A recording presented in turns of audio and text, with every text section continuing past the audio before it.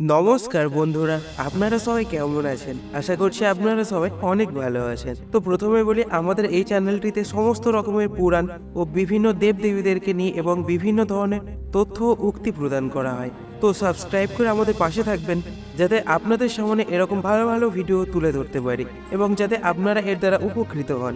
তো আজকে শোনাতে চলেছি কোনো ব্যক্তি মৃত্যুর আগে ও পরে তার সাথে কি কি ঘটনা ঘটে, মৃত্যু আসন্ন হলে সে কি কি অনুভব করে এবং কি কি দেখতে পায়, এবং মৃত্যুর পর আত্মার সাথে কি কি ভয়ানক ঘটনা ঘটে। তো সবকিছুই জানবো আজকের ভিডিওতে। তো চলুন আজকের ভিডিওটি শুরু করা যাক। হিন্দু ধর্মে গরুড় পুরাণকে মহাপুরাণের মর্যাদা দেওয়া হয়েছে। এই পুরাণে মানুষের জীবন, মৃত্যু এবং মৃত্যুর পর আত্মার যাত্রার কথা বলা হয়েছে। গরুড় পুরাণে ভগবান বিষ্ণু ব্যক্তির কর্ম, মৃত্যুর পরে তার ফল ইত্যাদি সম্পর্কে বিশদভাবে ব্যাখ্যা করেছেন। তো জেনে নেওয়া যাক মৃত্যুর আগে এবং মৃত্যুর সময় ঘটে যাওয়া অভিজ্ঞতা সম্পর্কে এতে কি বলা হয়েছে। মানুষের মৃত্যুর আগে তার দৃষ্টিশক্তি কমতে শুরু করে, আশেপাশের লোকজনকেও সে দেখতে পায় না। মৃত্যু পথযাত্রী মানুষেরা কাঁচ, জল ইত্যাদিতে নিজেদের মুখের প্রতিচ্ছবি আর দেখতে পান না। একই সঙ্গে আয়নায় সেই ব্যক্তির মুখ বিকৃত দেখাতে শুরু করে। যমদূতেরা তাকে দেখা দিতে থাকেন এবং তিনি খুব ভয় পেয়ে যান। যারা খারাপ কাজ করেছেন তারা সেই সব খারাপ কাজ চোখের সামনে হতে দেখেন। তিনি ভীত হয়ে পড়েন এবং নিজের পাপের জন্য ক্ষমা চান। তার মৃত্যু খুবই বেদনাদায়ক হয়ে ওঠে। যারা ভালো কাজ করেন তারা ঐশ্বরিক আলো দেখতে পায়, আর যারা জীবনে ভালো কাজ করেছেন মৃত্যুর সময় তারা একটি ঐশ্বরিক আলো দেখতে পান। এ ধরনের মানুষ মৃত্যুর সময় মোটেও কষ্ট পান না, বরং সহজে ও শান্তিতে ইহলোক ছেড়ে সরাসরি ঈশ্বরের আশ্রয়ে স্থান পান।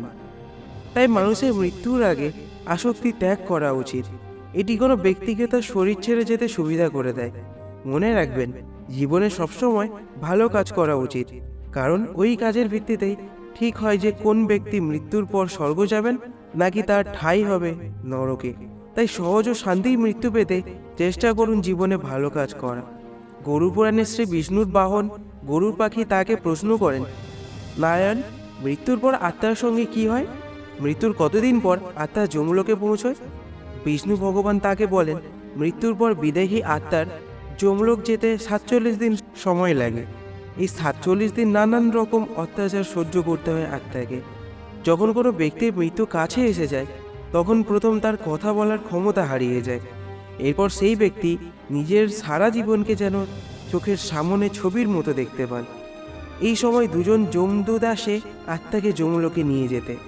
যমদূতদের দেখতে পেয়ে আত্মা দেহ ছেড়ে বাইরে বেরিয়ে আসে।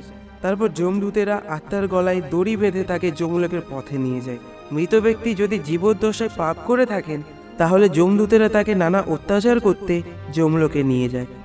গরম বাতাসের মধ্যে দিয়ে অন্ধকার পথ ধরে যমলোকের উদ্দেশ্যে গমন করতে হয় আত্মাকে।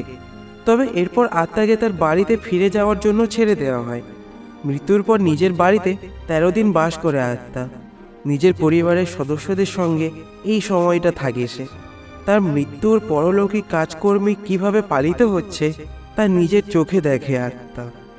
13 দিন পর শ্রাদ্ধকর্ম, পিণ্ডদান, ব্রাহ্মণ ভোজন সম্পূর্ণ হলে যমদূতেরা আবার এসে আত্মাকে নিয়ে যায়।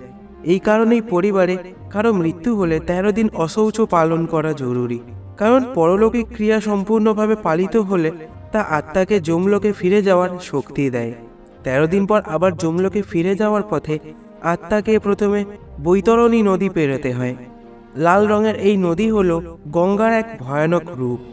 এখান থেকে সবসময় ধোঁয়া বেরোতে থাকে। এই নদী পেরোনোর সময় আত্মাকে ভয়াবহ সব প্রাণীর মুখোমুখি হতে হয়। এই নদী পেরোতে 47 দিন সময় লাগে আত্মার। তবে পুণ্যবান ব্যক্তির আত্মাকে বৈতরণী পেরোতে কোনো কষ্ট পেতে হয় না। এক গরুর লেজ ধরেই তিনি বৈতরণী অনায়াসে পেরিয়ে যেতে পারেন বলে গরুড় পুরাণে উল্লেখ করা আছে। বৈতরণী নদী পেরিয়ে যমলোকে পৌঁছানোর পর আত্মার পাপ পুণ্যের হিসেব করেন যমরাজ। তারপর সেই আত্মার স্থান নরকে হবে না স্বর্গে হবে তা স্থির হয়। তো এই ছিল আজকের ভিডিওটা ভালো লাগলে লাইক করুন এবং অবশ্যই কমেন্ট করে জানান আপনারা কোন ধরনের ভিডিও দেখতে চান এবং বৈতরণী নদীর বিষয়ে বিস্তারিত জানতে চান কিনা। তো সম্পূর্ণ ভিডিওটি দেখার জন্য অনেক অনেক ধন্যবাদ। ভালো থাকুন, সুস্থ থাকুন।